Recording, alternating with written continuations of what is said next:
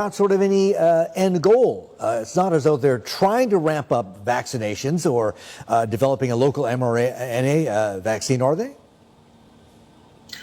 Well, right. I think lockdown, in a way, is buying you time to do the medical preparation. And unfortunately, in the race between medical preparation and the involvement of the virus itself, China is kind of in a very awkward situation.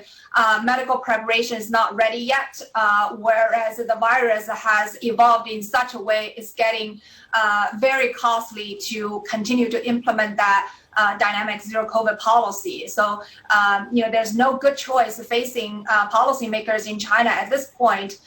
We are in an area where cases are the highest, daily new cases are highest, and the market is also struggling to figure out what may come next, a national lockdown or just a forced and disorderly exit. What may come next? So, Huishan, I know, and understandably, you want to be careful talking about the protests themselves, but let me ask you whether you think this is going to potentially lead to authorities in China easing COVID restrictions earlier than, let's say, March and the NPC, or are they going to stand their ground? Right. So I think policymakers probably take all factors into consideration. So what we are seeing, economic, social, these are the cost aspect of it, but there's also a potential sort of a benefit if we keep the very strict restrictions in place, potentially that can get you some health benefits. So they need to weigh the costs and benefits to figure out what the next step is. And this is not something they had experienced before, had a lot of experience in dealing with in prior cycles. So I do think this is adding more sort of risk premium and heightened uncertainty. And that's why in our baseline expectation, we think after the 2 sessions in March, reopening is our baseline. We give it a 60% probability, but there's also 30% probability of earlier reopening, precisely because the difficulty in keeping the COVID under control and the lack of a medical preparation also suggests that it could be quite a messy process.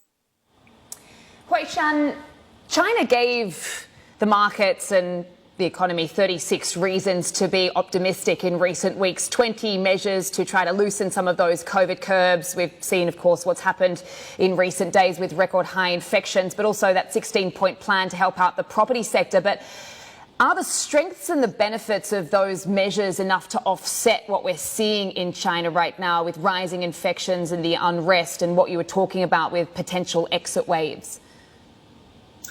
Right. I think the 20 measures, the 16 measures, even last Friday's triple R cut, that tells you the sort of intention or what the government really wants to do on the economy front, meaning reducing the COVID policies' impact on the economy, stabilizing the property sector, providing the cyclical easing that the economy needs. But at the same time, I think the challenge is so outsized that these measures, whether or not they can achieve the results that policymakers want to see, it's highly uncertain. It depends on the development on the spread of the virus situation, with many large cities being significantly impacted at the moment. I think, whether the 16 measures will be generating housing demand and whether the 25 basis point cut in triple R will generate a demand, that's a big question mark. And how confident, Huishan, can we be about the integrity of the supply chain in China, implications for the global supply chain, given this profound impact on manufacturing and on the broader economy? Right. So that's a good question. And when you look at the experience the past 3 years, if it's just local lockdowns, even if it's just one city or a couple cities, then industrial activity doesn't tend to get impacted that much. Only times you get significant impact to be national lockdown, or the Shanghai experience when that's a manufacturing hub, and when it's getting disrupted, you get a big impact. So this time around, it really depends on whether we are heading into a national lockdown.